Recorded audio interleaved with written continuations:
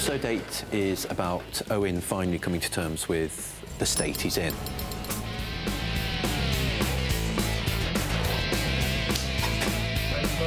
Watch TV. Chill. Jack, I'm dead. I'm permanently chilled.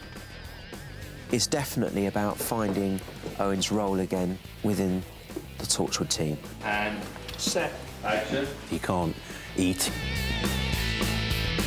He can't drink.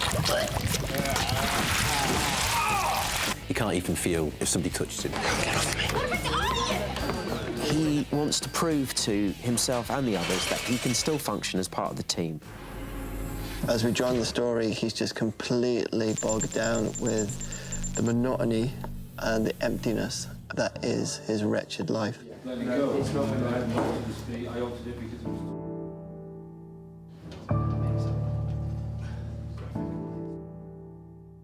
It's very much about finding something to cling on to, finding a reason to keep going, finding hope, basically. OK, so if we can start off just at the moment talking about Owen being dead.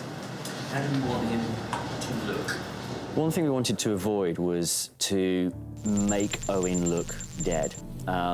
So we talked a lot about not having him in any kind of makeup, that he would actually look relatively normal. And also, to be absolutely blunt, we didn't want to have him in makeup for 2 hours every morning. And I think Byrne wanted to bring something to it that was much more performance-based. So why are you doing my job? Because Gwen asked me to. That's not what I mean. We thought we would just freeze him almost like he was at the end of episode 6 and keep him like that. The one motif that we did keep was the hand which needs to be dressed. You've sliced your hand open. From that moment on, he's always got this bandage. 40-65, take 2. Here we go, and action. Can't feel anything.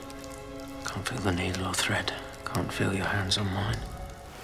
From the moment that his hand was cut, we knew that we would always have to put bandages on. We do something called costume breakdowns.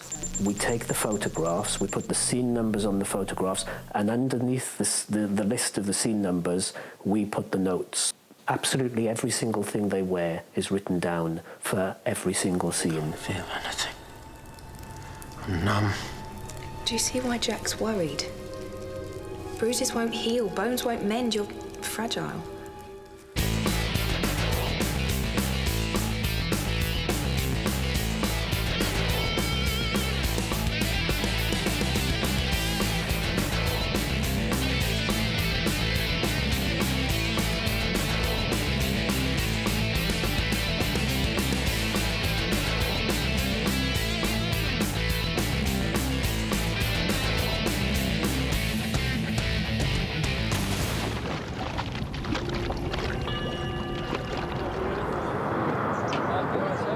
When Owen jumps into Cardiff Bay, we shot it multiple times until he came to the edge. Here we go, and 40-92, take 1. Thank you. Shooting, and action!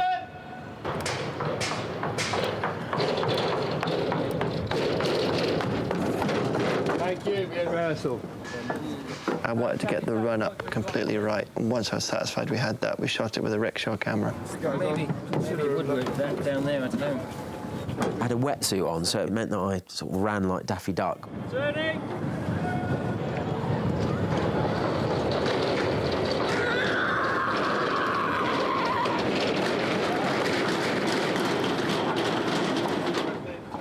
Thank you, we've cut there. Then he finally did jump in and we shot it on 2 cameras. 3, 2, 1, action!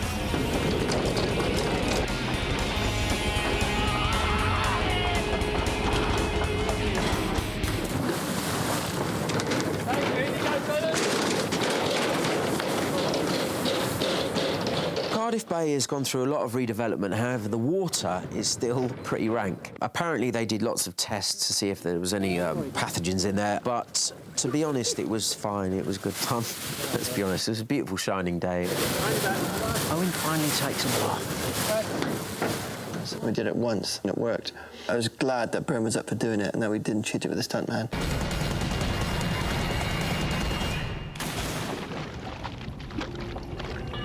when we pick him up underwater, that's in a private swimming pool, which is about 6 foot deep. It's a big housing, obviously to protect the camera because you're going underwater. That housing that we're actually using is so big because it can actually take the camera down to about 120 metres. So obviously it has to withstand a lot of pressure. We haven't got that sort of pressure in 6 feet of water here, and it is really heavy on land, but when we get it in here, it'll only just be heavy enough to sink. If he needs air, there's going to be a tank down there with a regulator, much like this. So if he needs to breathe, he can just take hold of it. But again, because it is shallow, he can just put his head up and take a breath when he needs to. So in the storyline, he can't actually die. And so, yeah, there's no bubbles coming out, which is obviously going to be a bit tricky, because once you've jumped in, there are inherently bubbles that have come in with you. Hopefully there won't be any coming out of his mouth. So we'll just have to keep shooting until we get that.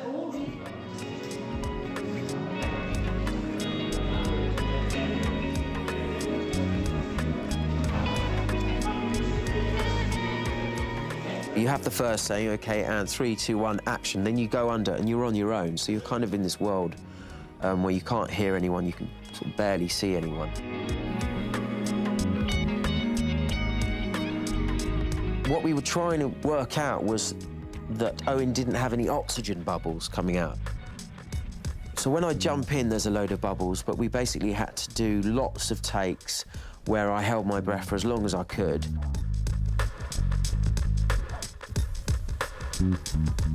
And let everything settle.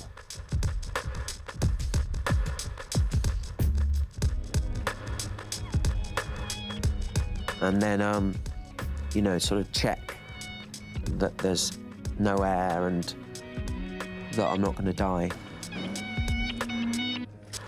Action!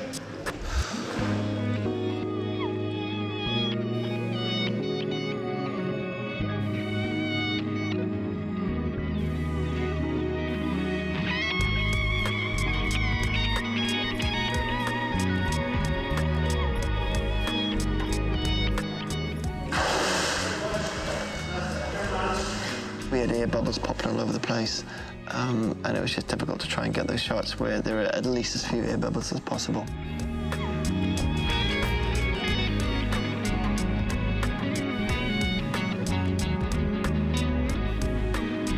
And there's a beautiful shot where I kind of drift off into the ether, which is very nice.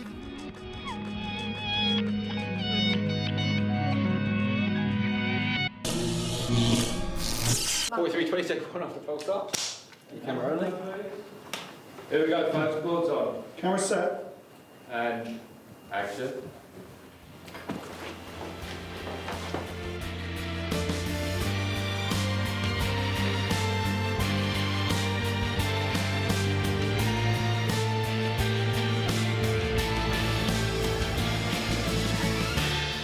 I like the idea that Parker he's almost like the old man behind the curtain in The Wizard of Oz.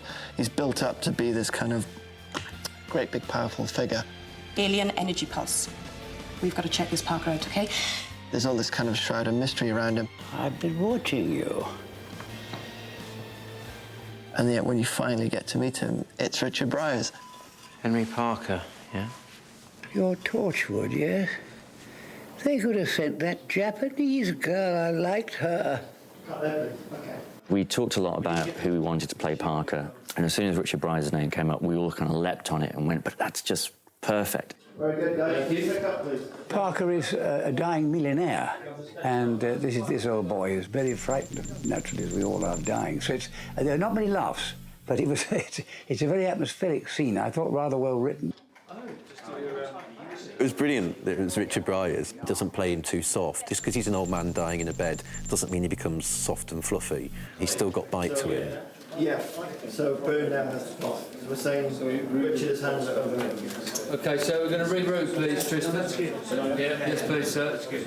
The scene was about 10 or 11 pages long, which is a long scene for a telly, because usually they cut all the time. But it was nice, the luxury of having a duologue with a leading character. I thought it was quite a challenge. I'm dying. Both he and Byrne literally were doing 9.5 minute takes, word perfect. It was like watching a theatre piece. When I was young, of course, you pick up a script like that, you learn it in about a couple of days. Now it'd take much longer, so I'd take 5 days to sort of get it into the aged brain. 4325, 34, picking up, and beak on board. Here we go, folks. Shooting and action. Is she on that phone thing of yours, the earpiece? Yeah. Hello? Just to say, you've got very beautiful legs. You should show them off more. It's, I say it's lovely being in a bed. You've got no moves to remember. You've got no business. You've got no gestures. You're just there, trying desperately to remember what the next line is. What's wrong with you? But I'm always subscribed to the great Spencer Tracy about preparation in acting. He said, they said, how do you do it, Spencer? You know, he said, son, he said, I learn my lines and I say them. And I've always tried to follow that rule. 3 heart attacks and a failed bypass. But I'm fine because I have this. It's called the pulse. And what do you think it does? Well, it's keeping me alive. When I wrote for Parker, I almost wrote him as Owen. He's Owen as an old man. Christ, it's cold. Oh, I'm alone. I'm alone. I'm so alone. It's all right. I'm here with you. I'm still stuck here, though. There's an irony in the fact that Parker is basically preaching to Owen about darkness and what lies on the other side, when we, the audience, know that, in fact, the irony is there's 2 people in this room. One of them's dead, one of them's not. The dead person is Owen.